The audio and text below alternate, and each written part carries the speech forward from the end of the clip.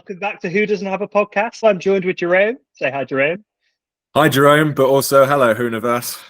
We're going to go over some bits of news, some Who news, some Who news, and we're also going to talk about The Unearthly Child, the first part of the four-part serial that kicked off Doctor Who. Mm-hmm. Let's just dive in straight with the news.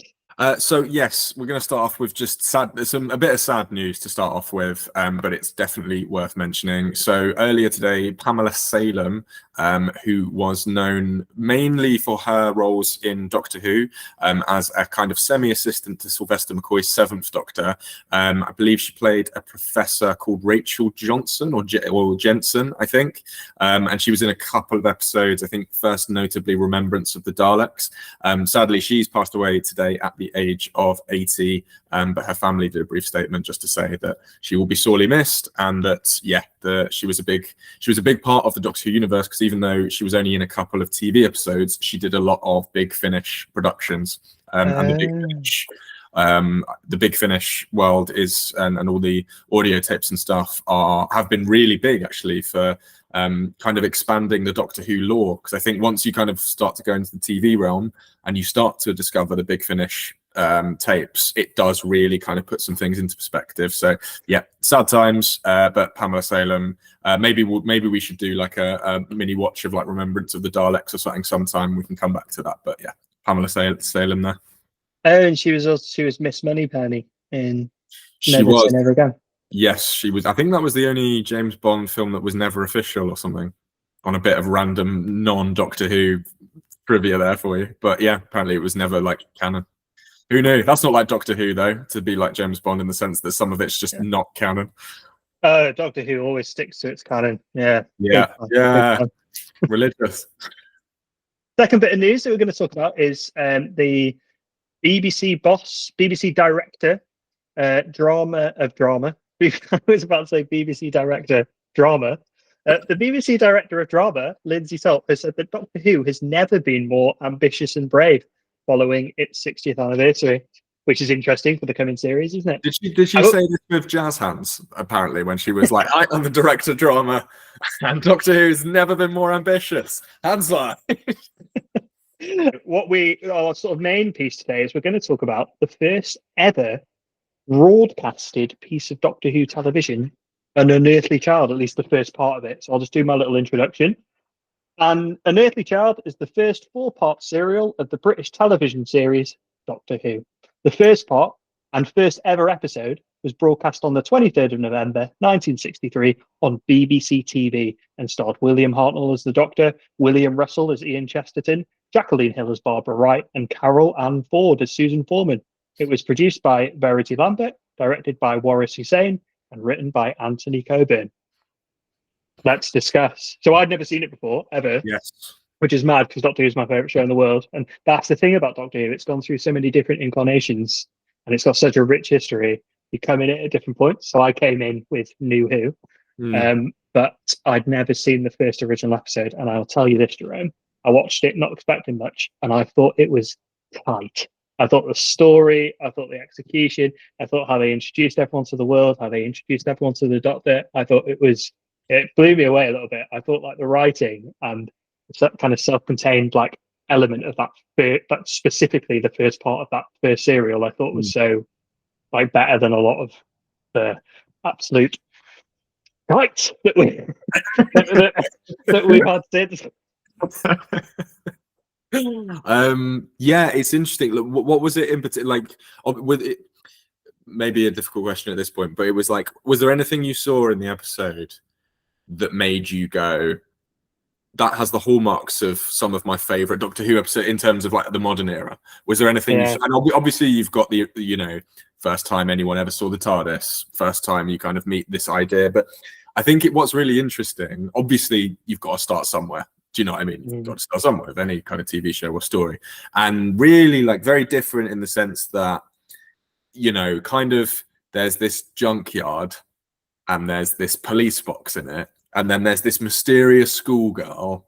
And it's kind of like, where does she go? She doesn't have a home. So like, it's a very different, but even in that, I kind of saw hallmarks of like future episodes that maybe feature the Doctor less and kind of take an understanding of maybe the people who would kind of side with the Doctor, who were with the Doctor, and kind of looking at their version. And I think those episodes are really good for really bringing out the alien aspect, not necessarily in the person, but just in the situation. Like, he's a time traveler, or they are a time traveler. They're mysterious. They're not sure, kind of, is this a good force? Is this a bad force? Like, I think it asks a lot of questions, the first episode, but the answers it does give you are so, like you say, they're tight. They're really kind of just, on the nail. It's just well plotted and well structured. And also it is, I mean, I thought it was such like a confident introduction to quite like an incredibly wild idea. I think we've discussed this before, but there's no way Doctor Who's getting commissioned now. The actual idea of like, right, it's this alien, this Gallifreyan alien that rides around in a blue box that looks like one of those old 1960s police telephone box, and it flies through space. Like, that is not much better than Clara's American Diner flying through space. Is it? Like, it's stupid. Like, it's so stupid. You'd never get commissioned now, even in this world of Marvel and talking raccoons and whatever. But back then, I think I don't know. It was so different. I just thought like they did it so confidently. I think something that it does have, in fairness to like what, because I agree with you, it's a bit bizarre and it's a bit like what why would we all sit, because you've got to put the context to it. Why would we all sit around at like 6 p.m. or 6:30 in the evening to watch William Hartnell, who famously was not like a children's TV, because I think that's the thing we have to remember as well. It was commissioned for children. Like, this was a show made for children at the time, and it was like, he's not a children's actor. Do you know what I mean? He's done very serious works, kind of like, not really kind of comedy-esque, or kind of like a very well-respected performer, but not, do you know what I mean? Like, it was a very bold choice, I think, for the BBC to cast someone like him. And it just like retains that like Britishness, that slightly bizarre kind of off the beat sort of like traction in terms of story. I think when you read it on paper, all of these components just sound so stupid, but when you somehow bring them together and put it on a screen, it just works. It just works. It just works. It's really strange. And maybe it's the idea that, the original companions and stuff were school teachers. Do you know what I mean? And there's that relatability of like guiding a school child into watching, you kind of go, well, what's like, because I think maybe they relate to it, and you go, oh, my grandfather's a time traveler, or this, or do you know what I mean? There's a family element. The characters are actually written really well, and the motivations of the characters are written really well, and they're performed really well as well. I was really surprised by the performances, because Doctor Who has got a bit of a reputation of having a bit like hokey performances here and there, but it's really strong coming out of the gate, like really strong. And I thought the central plot was so it's very on the nose, like on the line. Like, these two teachers, Barbara and Ian, think that this child is being abused by her granddad, don't they? That's what they think. Yeah. They're like, we need to go back. We need to find where he lives. Like, we've looked up the address. There isn't a house there. What's going on? She's lying. It's really weird. And then they go and meet this weird old man, and they think she's, he's trapped her in a box behind it. It's mad. Like, it's crazy. Yeah. But it's just really tight and so believable that they would be that concerned about it. Yeah. Yeah, I know it is. You're right. It is. It's just very, very, on the nose, I think. And it's kind of got those adult themes, but it's done in just a very kind of well done way. You say like pokey performances and stuff. Before I go on to some of the hilarity that is the set, because I know you want to talk about that. William Hartnell. It's funny, isn't it? Because when you look at what Doctor Who's become, and it's hard not to think about this now. Do you know what I mean? It's hard to kind of look at it in isolation, but his portrayal of the Doctor is the first one. And it's iconic for being the first one. Very strict, very kind of like that. And I think you have to remember, like we are, like, it's a grandfather figure. Do you know what I mean? In terms of like that sense of like responsibility and trying to hide, from the fact they've run away from Gallifrey and all of this stuff. And there's that playing on their mind. But also is the youngest version of this character. Yeah, I love that. It's really that's like, a good point. Yeah. It's really, interesting, I think, to kind, because obviously, like, he wouldn't have had that knowledge at the time. You know, they didn't, and the first regeneration only came out of the fact that he was too ill to carry on the role. So, like, we can't pretend that they knew that this was going to be sowing the seeds for later stuff. But just with all that context, it's really interesting to see how, like, the character has matured or the character has changed across time, because he wasn't, like, I think the universe, like, critically, the episode wasn't a success. Like, it had mixed reviews. Like, some people were like, yeah, it's quirky, it's a bit different, and then there were some more like conservative traditionalist type reviews that were like, this will not see the light of day, like it will be one series and out sort of thing. And yeah, Hartnell came in for criticism as well. But yeah, just, do you want to say a little bit about William Hartnell, just what you thought about him and stuff? I thought his performance was really solid. I like what you said about the age, because it reminds me of Twice Upon a Time, because that's a genius episode of Doctor Who, because you've got these two portrayals of Peter Capaldi is sort of the same ilk, the same age, I guess, kind of as that first Doctor.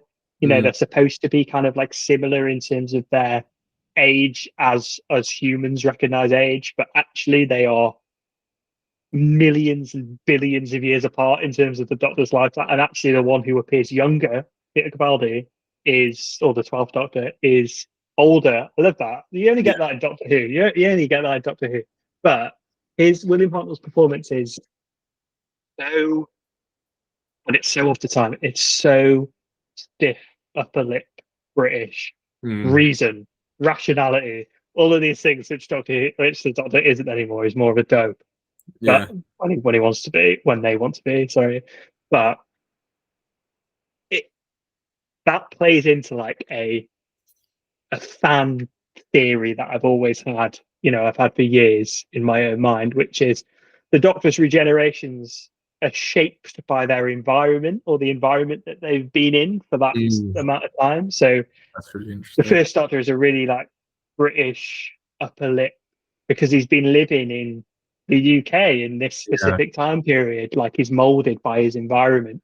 And I thought of it most strongly in like a fan theory of mine, that Matt Smith's 11th Doctor into Peter Capaldi's 12th. So Peter Capaldi's 12th Doctor is the first Doctor to ever have a Scottish accent, and the 11th Doctor's companion was Scottish. So I always thought that it was like they're kind of remnants of what's come before, or the environment they're in, But that's my own fun. But I actually think William Hartnell's performance is very good, very well cast for what they needed from that role, which was the granddad. Yeah, and you need an anchor, don't you? I guess. But I think what I really like is I think with any Doctor Who series, like whether it's Peter Capaldi or it's Matt Smith, and you need companions and you need other characters to reveal other sides to that character. It's like, obviously you don't really get it in An Unearthly Child because it's only the first like part of the serial and things, but like in later Hartnell episodes, like he does start to soften, like not loads, but he does start to soften because of some of the companions he spends time with, and they kind of gradually sort of, he becomes familiar with them, and I think it kind of softens him. And it's the same with like, Matt Smith and stuff, who's like really bubbly and really kind of excitable child, but then he loses, we're going back to the Moffat of like just killing everyone off stages, but he loses Amy and he loses others, and you just see how the change is like, and I think actually, to be fair to Matt Smith, he in particular did a really good job of being one of the youngest actors to play the role, but really brought across the fact the character was like 1300.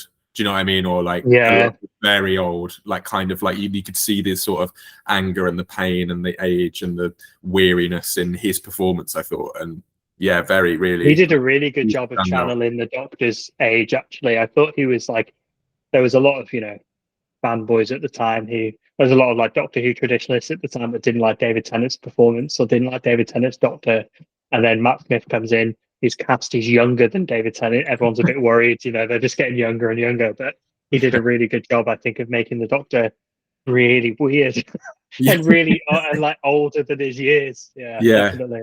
But I think you see that in William Hartnell, even though William Hartnell was like, I'm not sure how old he was. Was he in his 60s when he? I think he was a bit younger than that, but it wouldn't have been far off. I think he might have been 50s and stuff. But because I think he.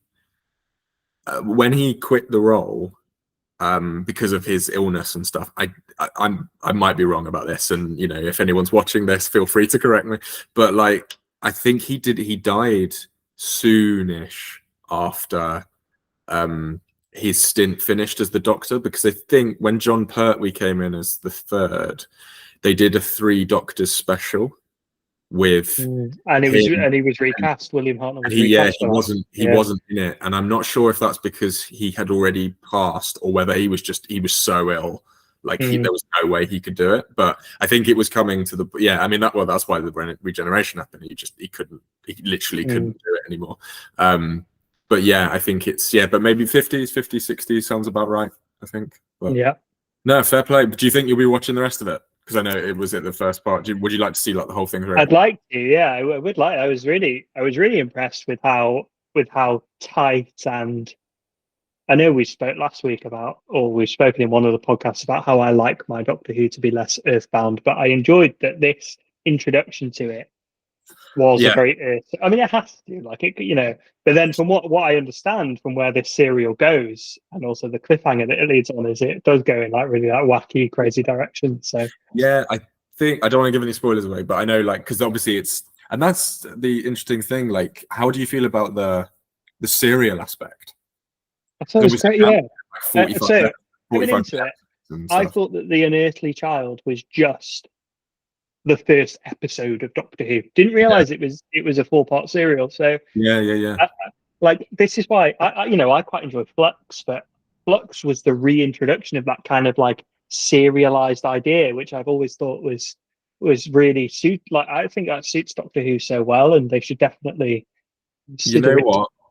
Obviously, we've had lots to say about Flux in the past, but I will give you that I hadn't thought of it in that way, and that's very true. Actually, it was more of a serial. That's why I was really excited about it when they announced it. When they announced it, I thought, "Oh, this sounds great!" Like, A few other things just on the plot itself were Carol Ann Ford, who plays Susan. Right. So, by the way, quick sidebar: we both think that Miss Flood is Susan, don't we? We've got. I think there's an inkling.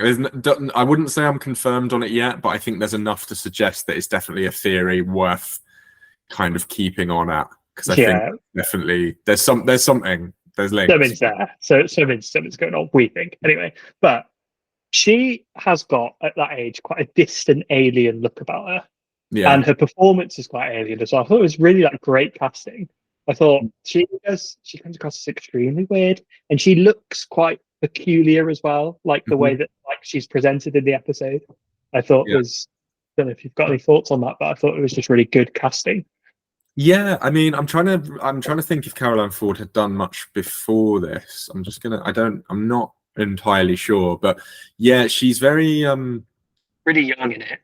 Like, it's like subliminal messaging, isn't there? It's like when the episode is called An Unearthly Child, obviously referring to Susan, I think, but like, with context, could it be referring to the Doctor? Probably. The Timeless Child, all of this stuff. You could, there's lots of things you could draw to it, but I think they knew about the Timeless Child back then, didn't they? Of course they did. This isn't the first Doctor, and they always knew that. They always knew it. So it was actually, we should cement the fact that William Hartnell is actually the 2769th Doctor in contextual ordoratic appearance. Just made up a word there, ordoratic. Coal Hill School as well. That's another name that something that comes out that was later, especially in the Sarah Jane adventures and things. I think it's very good. I agree with you. I think all the main 4 are very good casting: Hartnell, Foreman, Barbara Wright, and Ian Chesterton, who, bless him, is still alive. I think they all, that again, risk of repeating, but like, they are, as a 4, they're so tight, and I think that Susan's abnormalness, as it were, is exaggerated by the performances of the 2 teachers, and the fact that they really, and what's really nice is, again, with the writing, we know they care about her, but they don't have to hit you over the head with it. Do you know what I mean? It's not like, this girl's really important, we're gonna, like, it's just the way it's done, because you don't really see any of the Doctor until like the end of the episode, and you don't see much of Carol Ann Ford. You see more of her, obviously, but you don't see loads of her. the weight of the episode, in my opinion, falls on Barbara Wright and Ian Chesterton. And you know, for the first episode of a new TV series to be about a time traveler, to really focus on two school teachers is a really interesting, bold. It's another really traditional thing about Doctor Who. So the Doctor and that world is always introduced through the companions, and the companion is like the audience surrogate. So as an audience, we see that world through the companion's eyes, and I think that's how you ground Doctor Who. I think that's how you make it relatable. Yeah. It's why most of the companions are from here. Most of them. Most of them. Who are you thinking doesn't fall into that category? Nardole. No. Poor Nardole.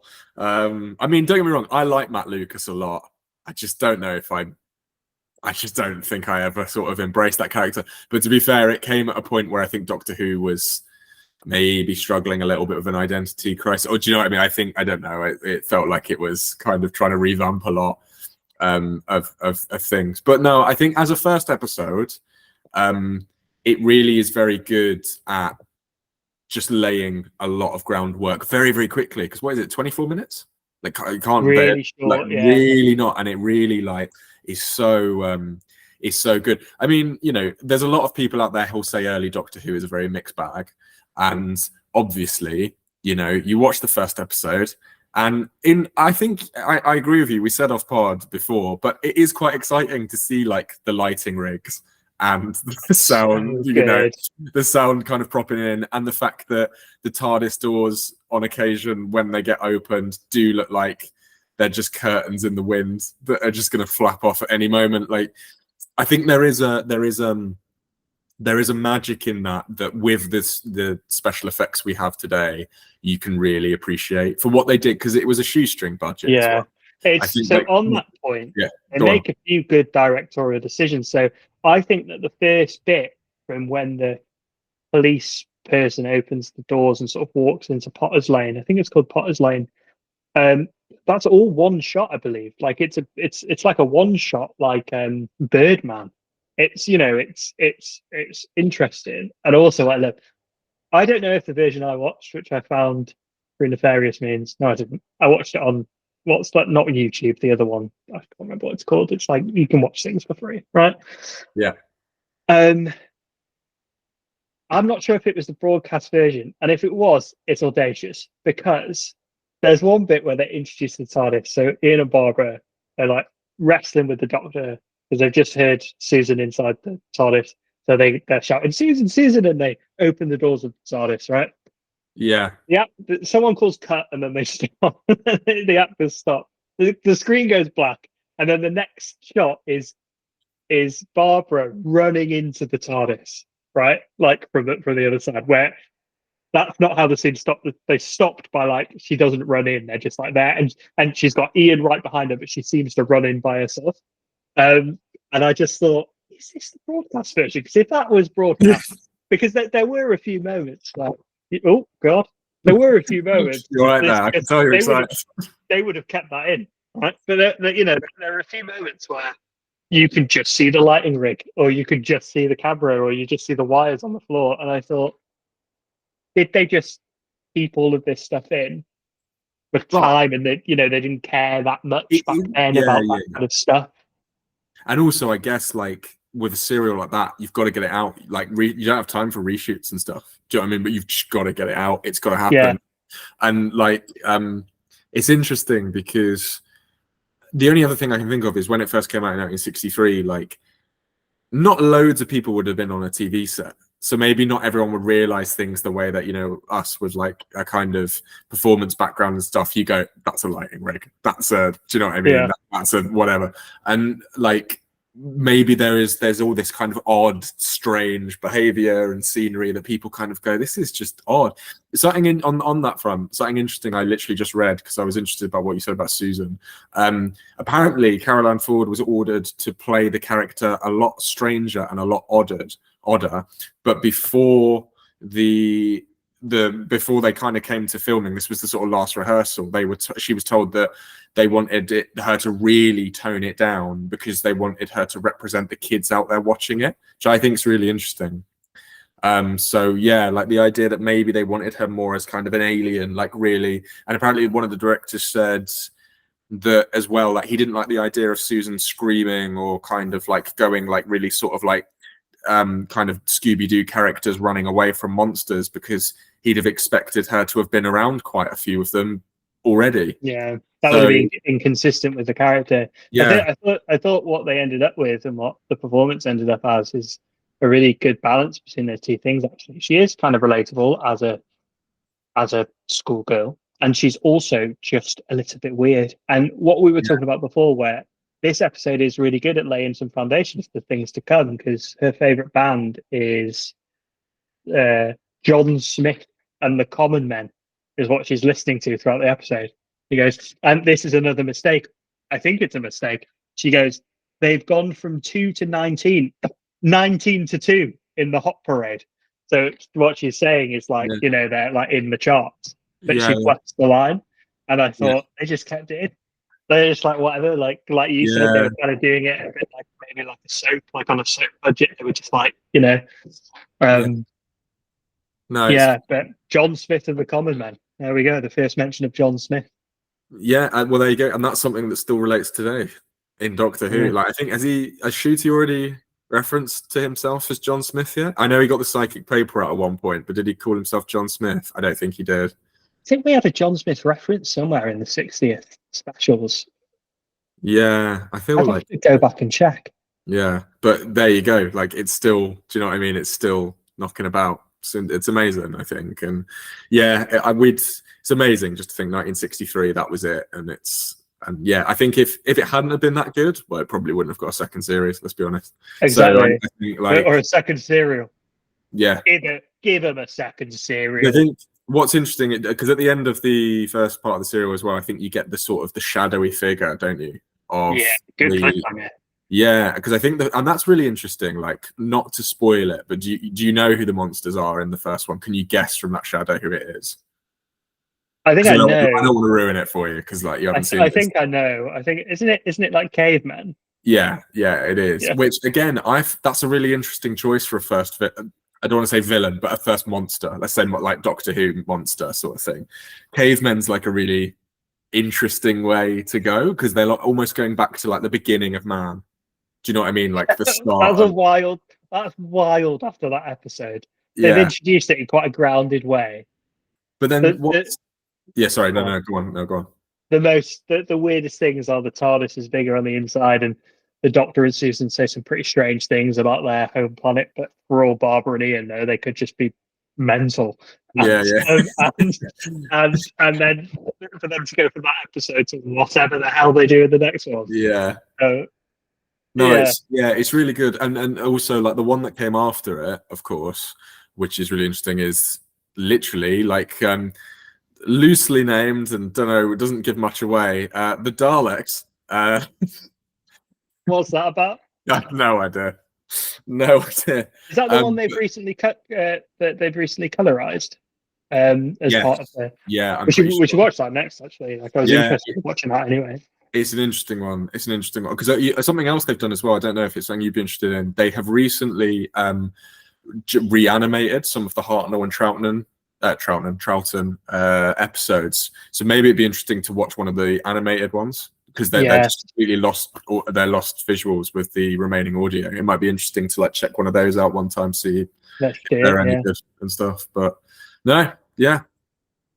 So just a couple other things I thought while watching it was Ian says a line. So to find out where Susan lives, they plot that they're going to give her a lift home. And Ian says, I'm giving Miss Wright a lift home and I've got room for one more. You can get away with that. There's no way that a teacher's giving a little schoolgirl a lift home. That's all I'm saying. No. Very off the time, isn't it? Well, I was about to say, I was like, I think maybe that's the sort of thing you would have, do you know what I mean? Maybe happened more, or there was like ideas. Oh, definitely. Definitely.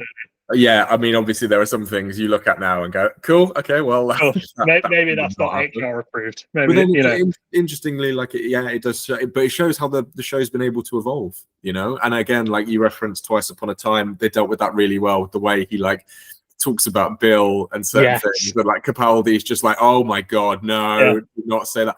But I think like it's really interesting, like how they haven't just ignored it and gone, "Let's just not own up to the fact that that's the, they roll with it." And I think that's really good. It's really good to know where you've come from and Yeah. how the world has changed and how time isn't fixed necessarily, and all these things can change and be in a term I'm sure you'll enjoy, flux. And it's yeah, I think it's it's interesting to kind of go back and analyze like the routines of these characters and the behaviors of them, and the human side, because even though you go, that wouldn't happen today, like it still comes from a human place of like care, in the episode it comes from care rather than it comes from a place of and I think, but they're very well written, very kind of maternal, paternal characters, I think, as well. And that helps. And being a kid show, that's what they were looking for probably at the time, which is really good. But yeah. My next thing is, sorry, go on. Well, no, I was going to move on to something slightly different, but I'm happy to stick with this. Like, also, like this episode, what came out of it was Mark Gatiss's An Adventure in Space and Time. And I know that's not entirely Doctor Who, but I mean it is Doctor Who, but it's not. It's a piece of writing outside of the world, as it were. But again, like looking into the whole, you've seen it, haven't you? I saw it. I'd like to revisit it after having seen this episode, to be honest. Yeah, because like the whole kind of like how it nearly never made it to air. There was so much back and forth. There was like, the real resistance to cast William Hartnell, like real resistance. Like, there was a lot of people at the BBC who were like, "This is not going to work," sort of thing. And just to kind of see that growth is, I think it's. And ironically, not only did it work, it's arguably worked better than anything else in terms of British sci-fi or adventure or fantasy series than anything else, because it's been going on for over 60 years, which is mad. That's only reserved for like soaps or game shows, or I don't know, wow. You wouldn't want to be the person responsible for being like, this isn't going to work. No. The truth is, those people who were doing that don't even know their name, mate. They're gone. They've written out of history. The Doctor travelled back and sort of did a bootstrap paradox on them and written them out of history. Yeah, exactly. It's interesting as well, like you were just talking about things that follow on, or things that kind of have been used, in like the first episode, that kind of get grown out and used. So like the TARDIS short circuits, it's like the kind of first time we see it, and that's how it ends up kind of going to the Stone Age. And it's like the amount of times that has been used as a plot device, and it works every time. Do you know what I mean? It's just so like, you just get ready for it, where you go, we're going to go to like Barcelona. Why the hell are we in Skaro? Do you know what I mean? And it's like the TARDIS will just go where it thinks it needs to go. And that has been used, I think, in pretty much every Doctor's reign, where they've pulled the lever, tried to go somewhere, and it's taken them somewhere else, and it still works to this day. And I love it. The explanation is always that the Doctor's actually just really bad at flying the TARDIS. Yeah. And there's supposed to be 9 people flying a Type 2 TARDIS or whatever it is. But actually, he's just one man, or one person. So it always just goes to, he's just bad at it. Yeah. Right. Can I talk about a real little bit of time travel in that episode? So this is going to bore everybody to sleep, but I thought it was interesting. So it's set in 1963. Yeah. Susan says the decimal system hasn't started yet. Which, because she says that the UK use a decimal system, but actually they don't. The Americans do. And she gets ridiculed by the other people in her class, right? And she says, the decimal system hasn't started yet. Of course, I'm an idiot. It's set in 1963, and the decimal system began in the UK in 1971. So that made me think, how did they know? Like, how did maybe it was just like a little bit of writing, but how did they actually know? So I looked into it, and this is the boring bit. The idea of decimal currency in the UK had been debated for centuries. In 1961, there was a formal committee set up to investigate the pros and cons. In 1963, so the same year that this episode was broadcast, there was a committee, it's called the Halsbury Committee, recommended the change. So it must have been hot off the heels of that. They must have just taken a punt and gone, you know what? We are going to change to decimal eventually. Let's just write it in as like a she is from the future. But the actual decimal day when the UK changed to decimal wasn't until 1971.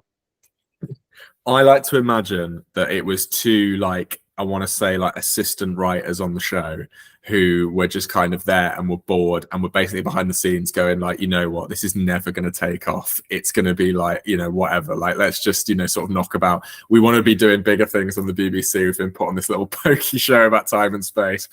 And then one of them's just gone, I bet you a tenner. They were like about this will happen and stuff, or it doesn't. It's like, if it doesn't happen, you have to put in this random quote about something that hasn't happened that isn't true, like the decimal system, and then like just to get it wrong on purpose, and then ends up that guy out there or that girl is a genius.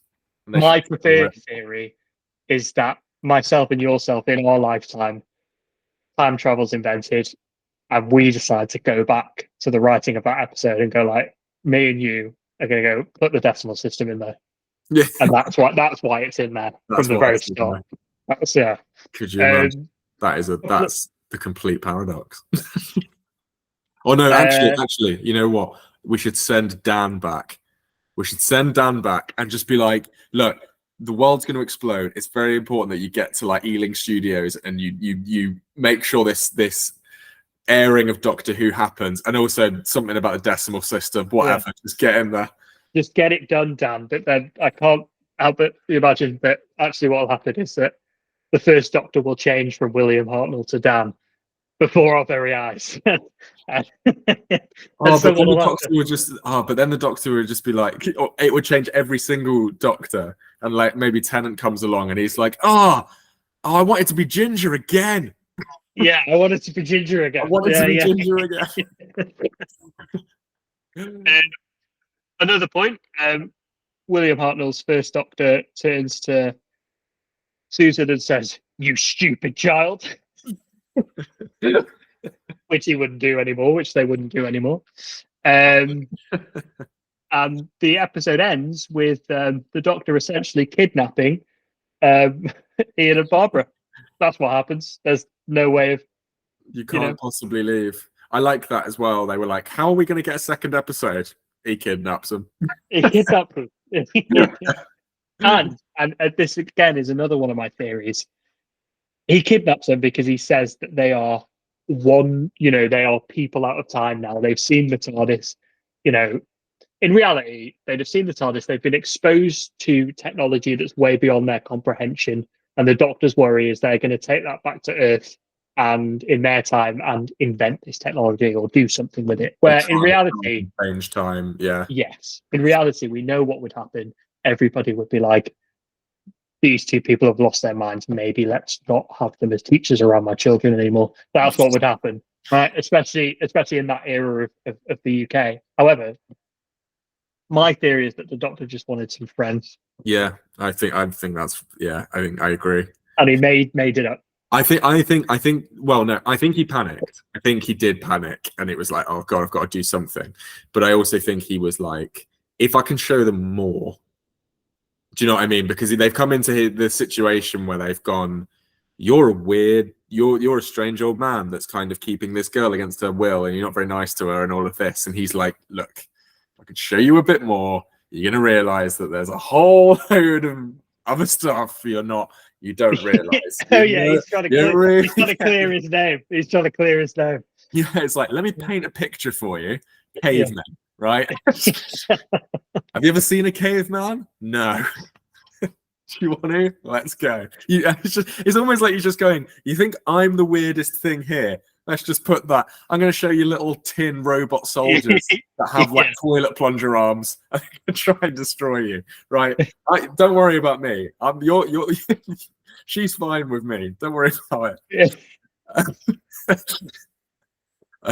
No, it's great. I like it's just so silly. It's really good, yeah. It's brilliant. My overall thoughts on the episode, wrap it up. Overall thoughts were it's extremely tight. It's honestly, I'm tempted to give it a 9 out of 10.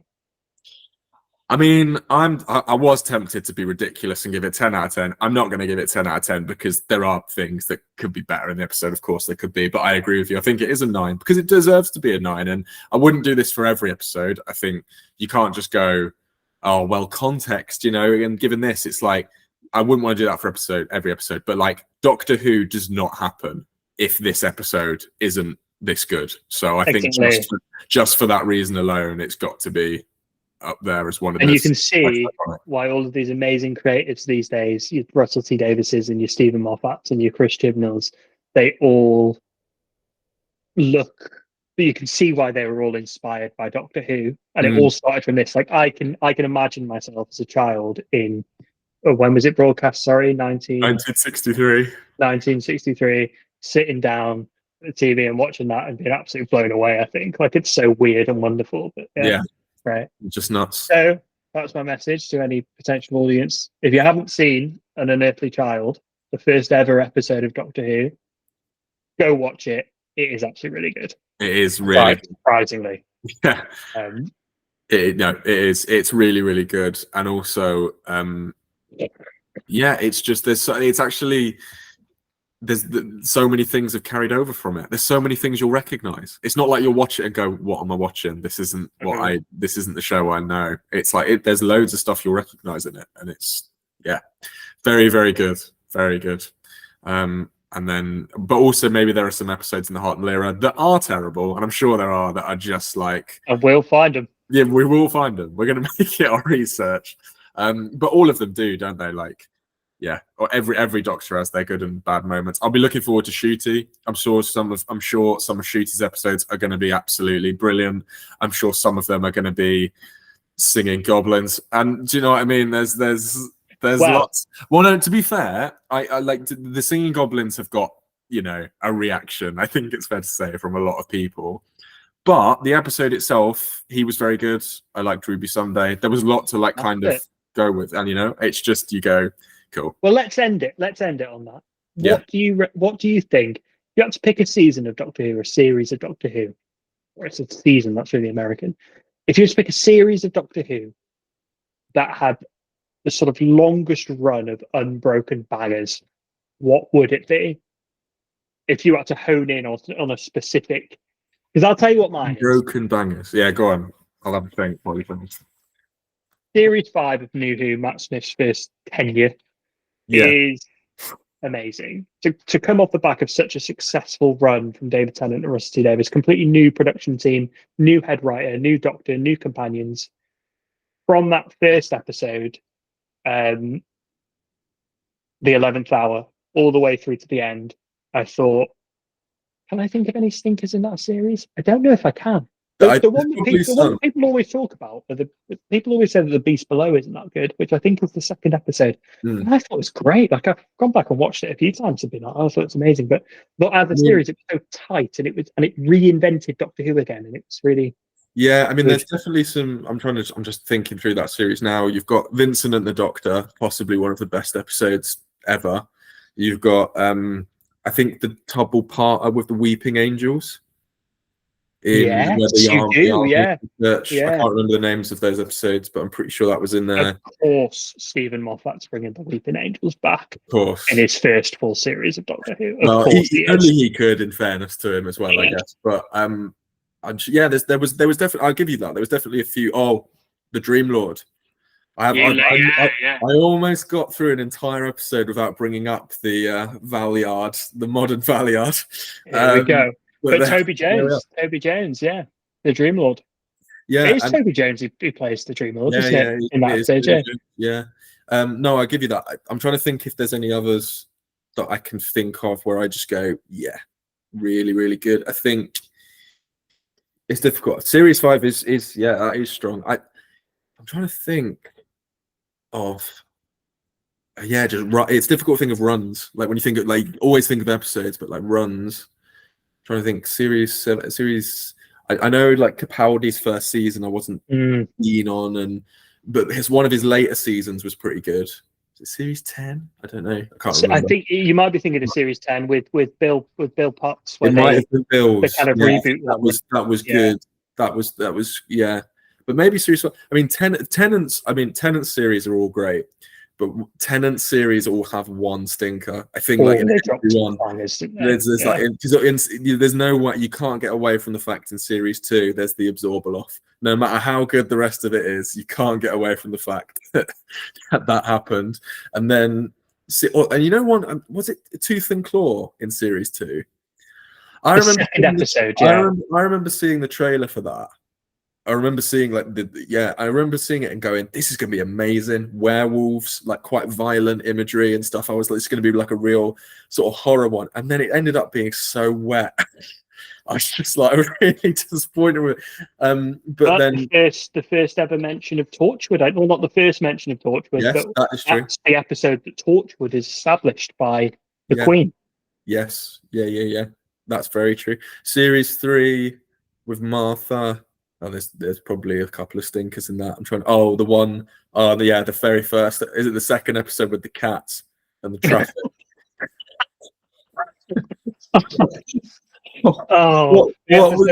The episode with the cats and the traffic. What even was that? I mean, was that Gridlock?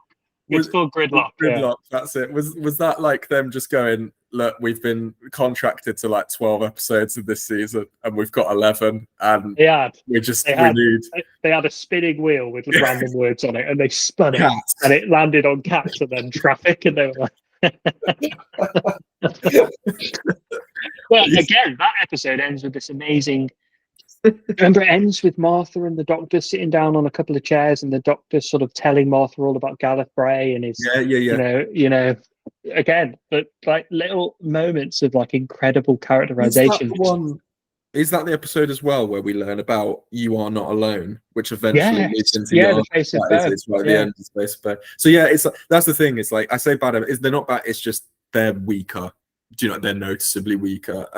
Series 4, we'll just finish off the Tenants because we might as well do all 3. Series 4 was Donna. You know what? People give the cuddly fat one a really bad rep, but I actually think Partners in Crime is a very good episode. That's a very rude way of talking about me. But cuddly fat. I think that's a really good episode. I'm trying to think. There's probably a couple. Then you've got Fires in Pompeii. Very good, Capaldi. I really like Midnight. I think we've spoken as Midnight being like that's one we both really like and stuff. But there's probably one that sticks out. I can't think of it right now, but I imagine there's one. No, I don't like season 4 that much, but I recently rewatched. Sorry, I wasn't that much of a fan of the ending's great, right? The ending's cool, but I didn't like the whole turn left with Donna. It's not I don't know if I didn't like it. I just wasn't. I feel like whenever I watch that episode, I have to kind of just go through it to get to the end. It's not that I think it's bad. It's not that I don't like it. I just don't. I don't invest in it apart from like the final 5 minutes where it's like, ooh, this sort of thing.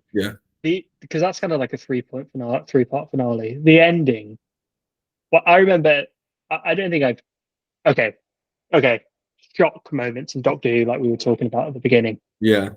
When the series 4 finale, when Torchwood appeared, you've got all these Torchwood characters in it, and like Gwen's in it and Yanto's in it. I was like, wow, it blew my mind as a kid. Yeah. I couldn't believe it. I was like, you know, that's why Russell T Davies, I think, always says that, you know, it was pre-Marvel and he was way ahead of his time in terms of having all of these different things like interact. Wow. Yeah, it's true. I think he is, you know, his influence over Doctor Who can never be understated, and what he's done for the show and how he's made it this sort of cultural phenomenon.